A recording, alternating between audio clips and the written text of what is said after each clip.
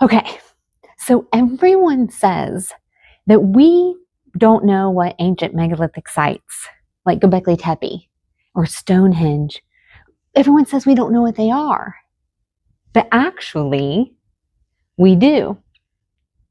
They're memory sites. But that won't mean anything to you. Not yet. Because first you have to find out how do myth and memory and sending messages across time connect up with megalithic sites.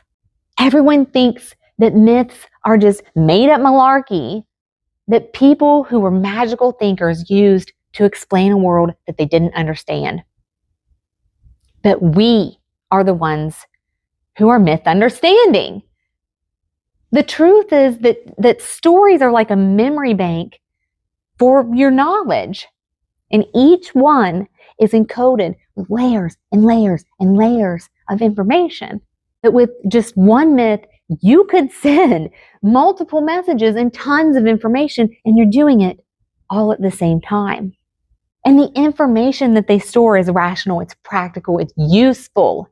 It's just disguised as a story. But story songs are not the only way that our ancestors remembered information. And we know exactly how they did it because the author of the memory code, Dr. Lynne Kelly, she found out from the people who would actually know, Aboriginal Australians and American Indians. You encode your mythology into this mnemonic device. And so what Dr. Kelly calls these little handheld memory devices like this, she calls them portable memory objects. And the way that they work is you encode your mythology into this device by associating parts of your story song with each bead or each shell or little design that's on your memory gizmo. Each hole or curve or shell on your little memory board follows a sequence. And that means you know where the story starts and you know where it goes. And so what that means is that as you're singing your story song, as you touch the bumps and the wavy bits, you touch the shells or the beads, and then the color, the size, the shape, even the muscle memory of the movement of your fingers, all of those things together trigger your memory. And it helps you remember that story song and sing it the precise way it was handed down to you. And then you'd repeat these story songs over and over and over until you would get so familiar with your little memory gizmo that you could probably just imagine it from memory and touch it with your mind. Like, how rad is that, you know? Okay, so think about this. If everything you know is encoded into stories, you'd know a lot of stories, right? So besides your little portable memory device, how do you remember so many story songs? Well, memory cultures invented a very clever way of backing up their knowledge and reinforcing their memories. And we know this because in Australia, where Dr. Kelly's from, Aboriginal people like the Yanayuwa, the Yanayuwa, and the Koori, they are among the oldest continuous cultures in the world. And they can trace their history back at least 65,000 years. And it's precisely because in that long period of time, they perfected this way of remembering by turning the landscape itself into a giant memory board. And so this mnemonic system that belongs to the Aboriginal Australian peoples, this is just a tiny part of what they call the dreaming. And the way that the dreaming works in this part of the dreaming is that you would embed knowledge into the landscape by associating your story songs with every significant land feature around you. That lake has a song. That cave is part of a song. That distinctive rock formation has a song.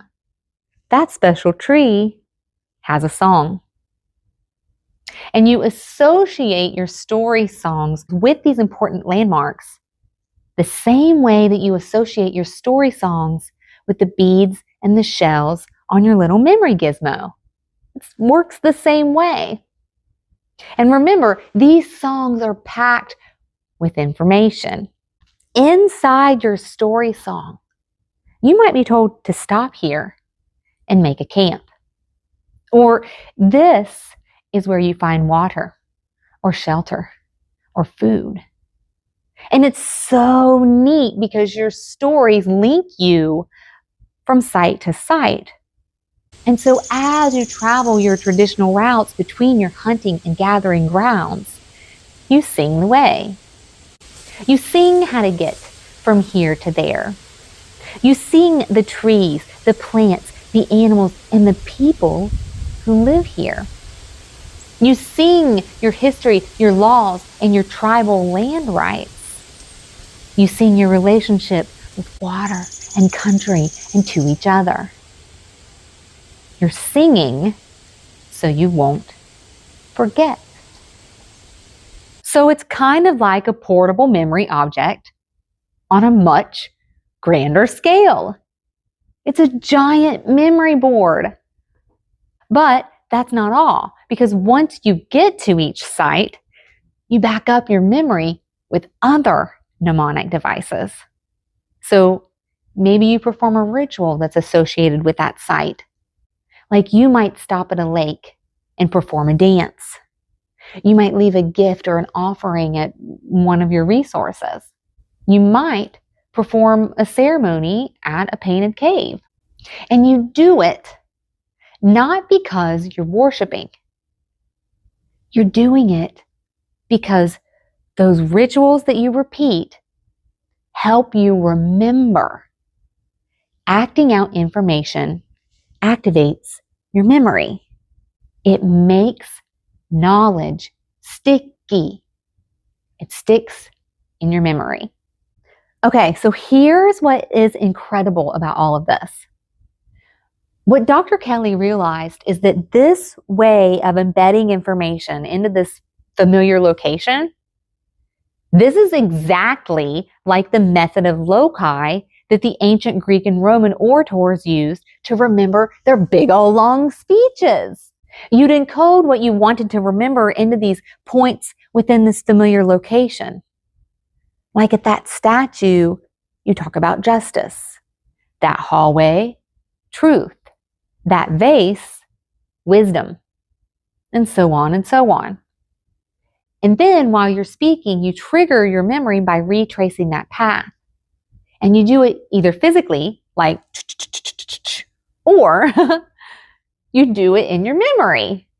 And you just imagine it. So the point is that the ancient Greeks inherited this knowledge. They learned about the method of Loci from the people who were using it long before them. Okay, so now that you know this backstory about myth and memory and sending messages across time, this is what you've been waiting for. This is how it connects with megalithic sites. I'm so excited. How do megalithic sites connect up? Well, Dr. Kelly has made a connection that nobody else has. And it's going to blow your mind. Because think about this. What happens when all of your knowledge is encoded into the landscape, but now your people, you're starting to settle and you're getting into agriculture. You aren't going back to your sacred sites on a regular basis, but you still need your maps. You still need to know how to find your resources. You still need to know survival information like what to do if there's a drought. You still need to remember tons of information. What do you do? Well, Dr. Kelly says you construct memory sites. And if I may Sarah Boothify her theory, you drive wooden posts into circles in the ground. And then you haul blue stones from Wales to upgrade your Woodhenge to Stonehenge. You meticulously move desert rocks, exposing the lighter soil underneath to create walking paths in the shape of animals, like a giant bird or spider. You carve enormous stone figures and you place them along your ceremonial paths and at performance sites on Rapa Nui, aka Easter Island. You haul, you carve, you dig, you paint, and you recreate your mnemonic landscape on a smaller scale. So you build these monumental structures and then you transfer your map and your myths and your rituals and you're recoding all of your story songs and all of that information. So now information that you used to associate with these land features is linked to this enormous stone or a curve in the path or a carved figure. And just like you walked from site to site to site on your traditional paths, you do the same thing. Now you walk Stonehenge and the Nazca lines and the Serpent Mound. You still sing the way. You perform your rituals, your ceremonies, and your chants and your dances at each stone or curve in the path, the same way that you used to at your sacred sites. Do you see? You walk between the giant moai heads on Easter Island's processional ways, or you walk around the sacred path along the perimeter of the island, stopping to dance on the ahu, the performance platforms with stone figures. You enter restricted spaces at Chaco Canyon, at Machu Picchu, at Karahan Tepe, and you're doing sacred ceremonies and you're chanting. And you're doing it not because you're worshiping, but because you're remembering. Acting out information activates your memory. So rad, right? This is so rad. And the way that I see it now that you're getting into agriculture, now that you're settling down into these more permanent settlements, you'd have news story songs, wouldn't you? And they would probably tell you, here's how you build this stone circle with astronomical alignments, and here's how you use it as a calendar so that you know when to plant and when to reap. Your new songs might have new moral codes, like, here's what we've learned about getting along in these great big groups of people who now stay in one place. Dr. Kelly says that what you would do is you'd probably travel to these sites and you'd join these great big gatherings of people around the time of the solstices. And so you'd meet up at Sacsayhuaman, at Göbekli Tepe, at Poverty Point in Chaco Canyon to celebrate the changing seasons, to be social, to find marriage partners, to calibrate your calendar. You'd trade news, information, technology, and knowledge. And most importantly, you'd be there to learn and remember. I see it as this huge knowledge exchange because you're sharing knowledge. And at the same time, you're passing it along to the next generation. You're handing it down relay style from one generation to the next. And so at this point, This is just a theory, but the evidence supporting it, it's overwhelming. And it explains so much. Like, is this not amazing? Do you see? Do you see how astounding this is? You guys, Dr. Kelly has solved the mystery of Easter Island, of Stonehenge, and the Nazca lines. Dr. Lynne Kelly, say her name with me. Dr. Lynne Kelly.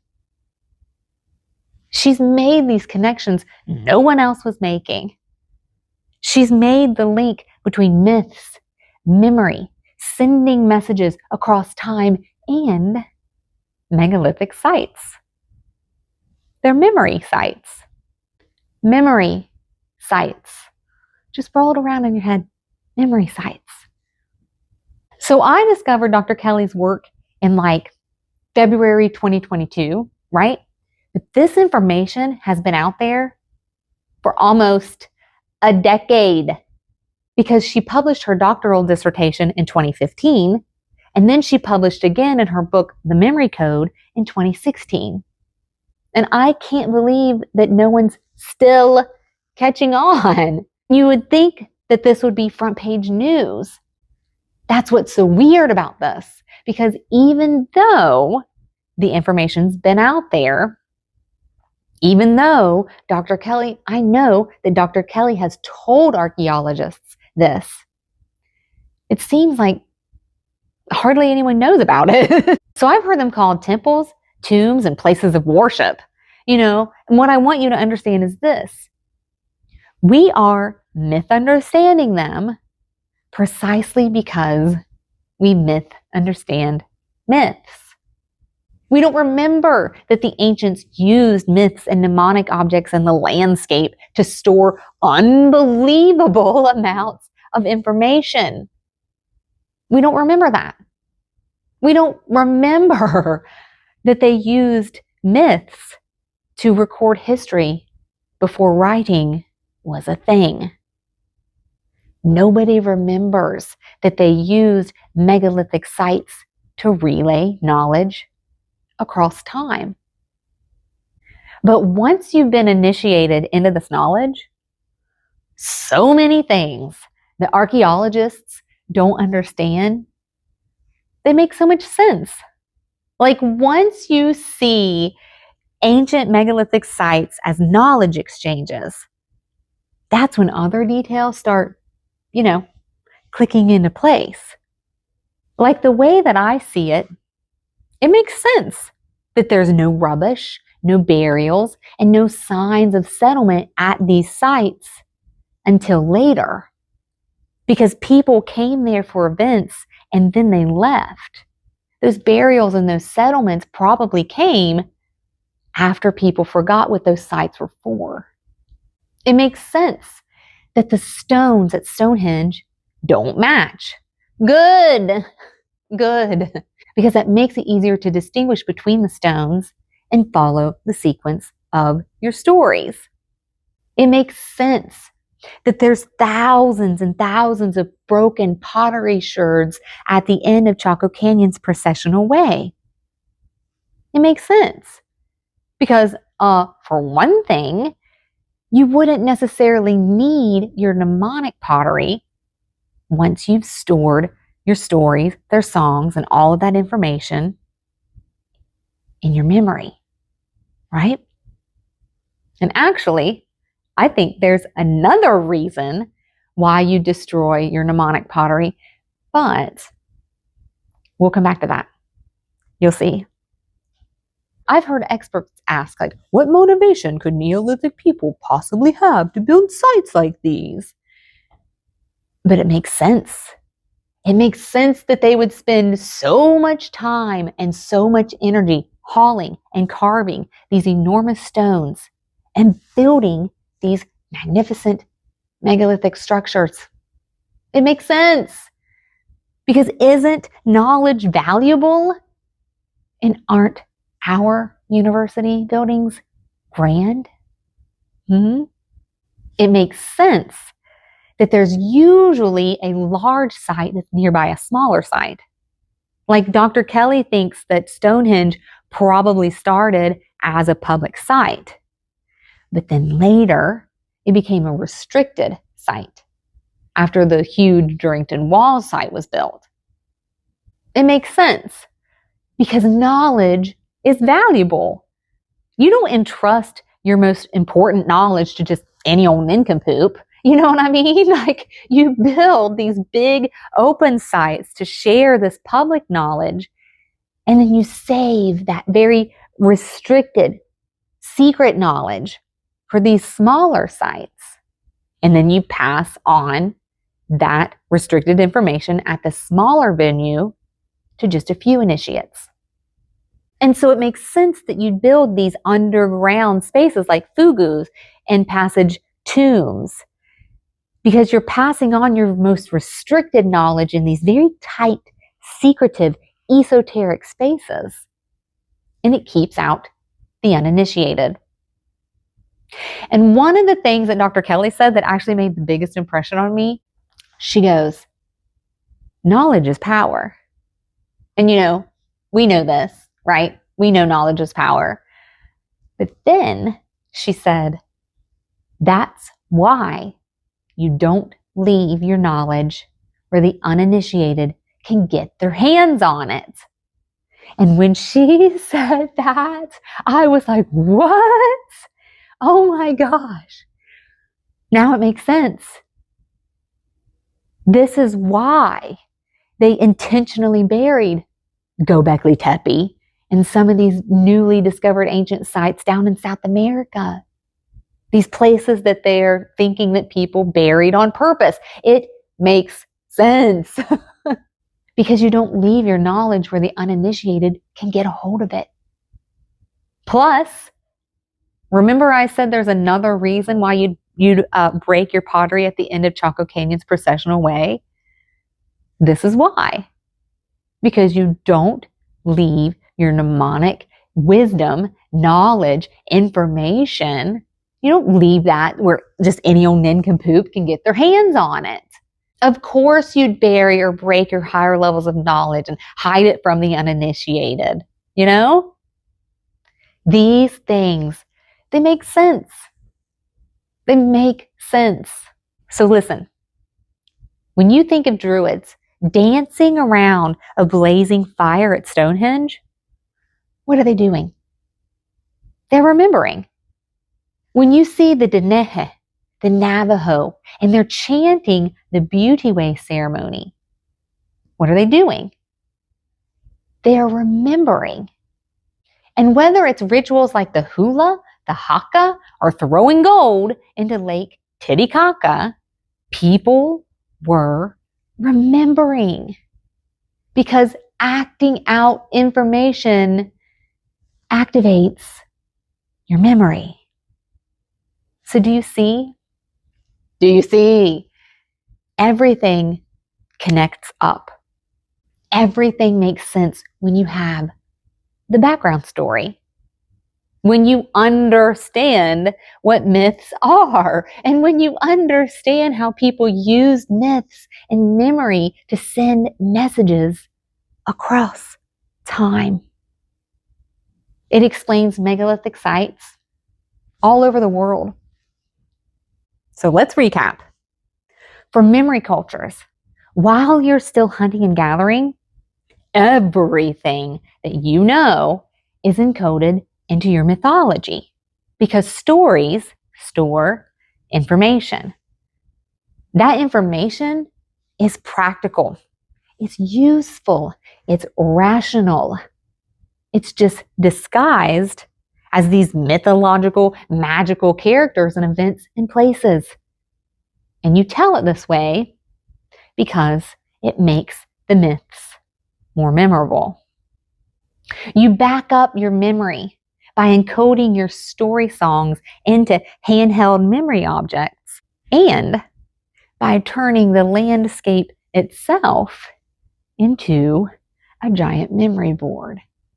You sing, you chant, you dance, and you perform rituals and ceremonies at these sacred sites that are along your traditional paths, because it reinforces that information that's encoded in the story songs associated with each site.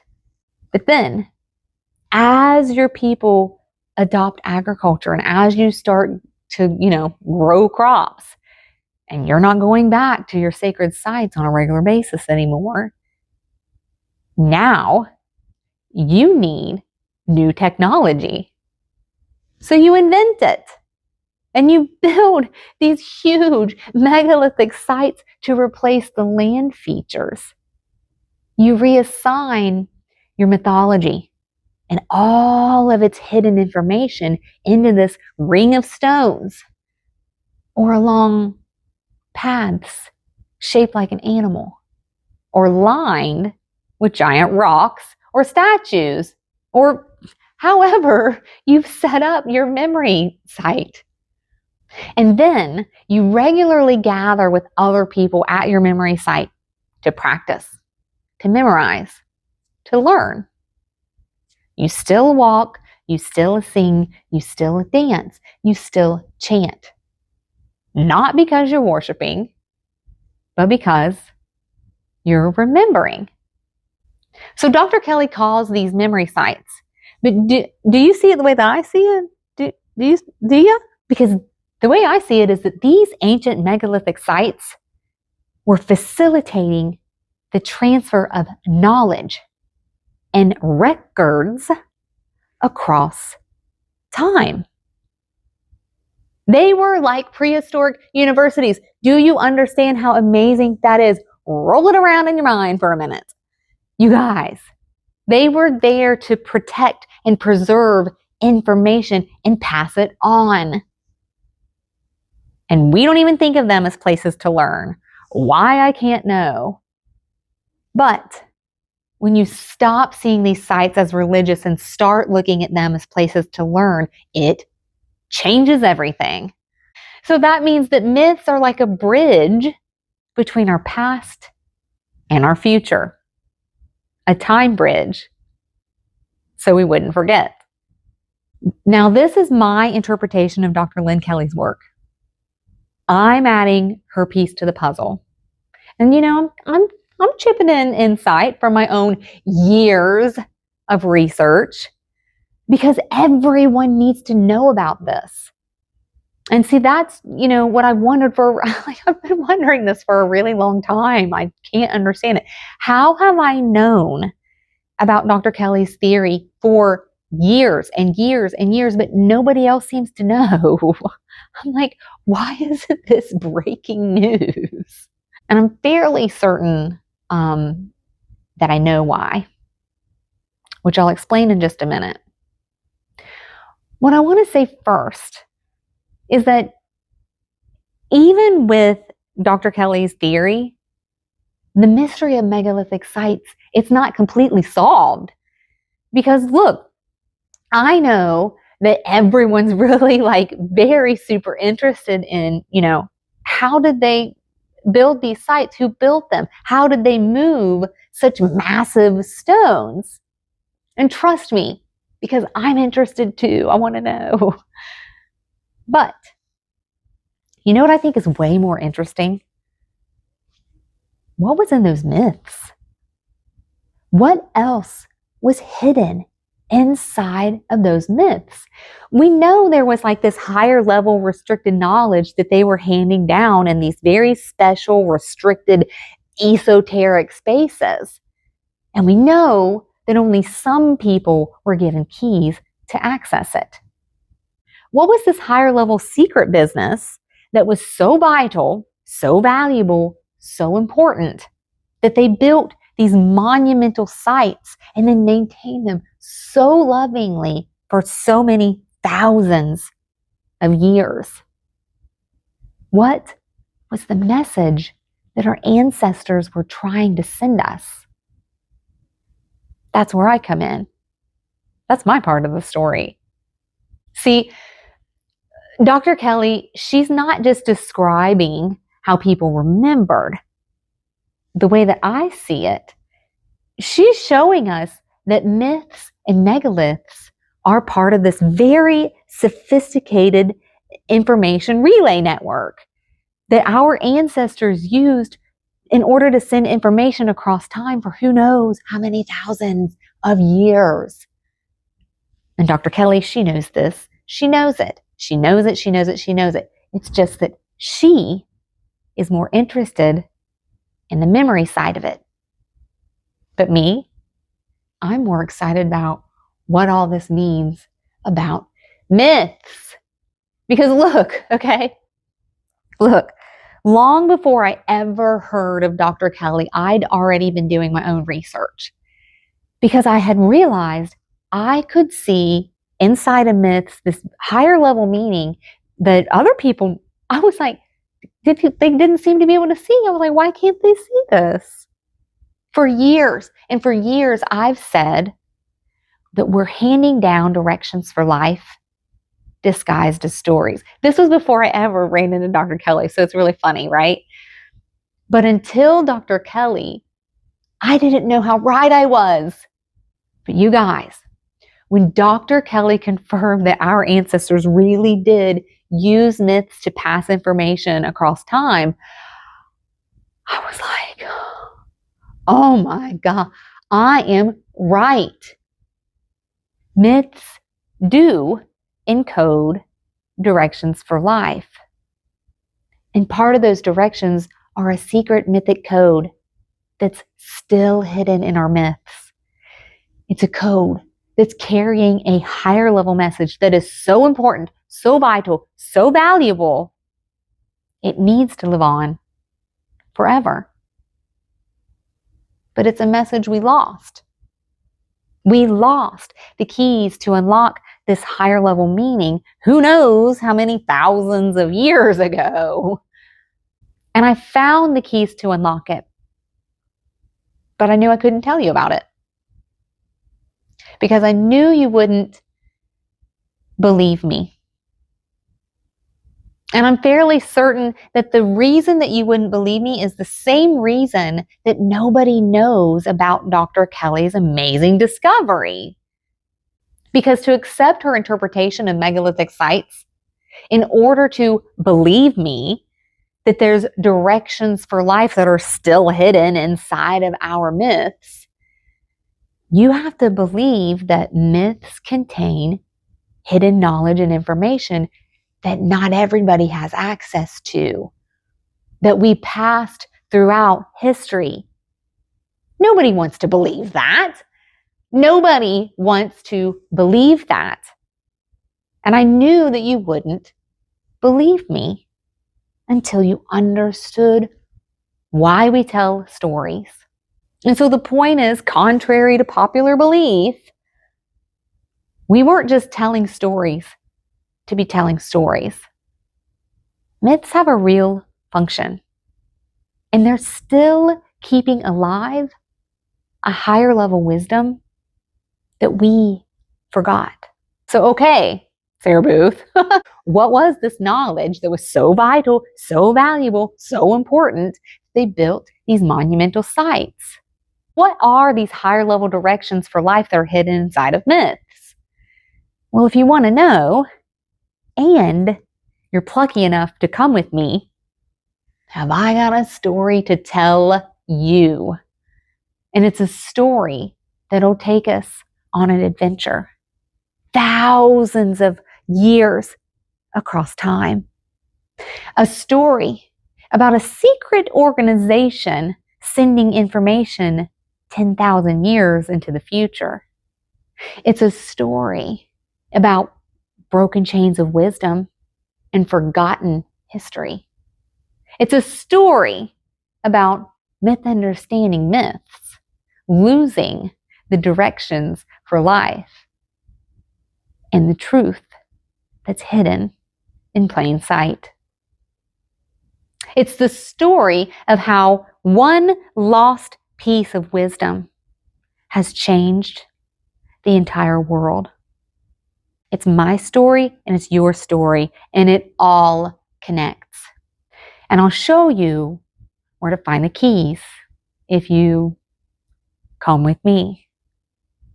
There's so much to show you, and it's a long story, but it's a good story. And trust me, you're going to want to hear the whole thing.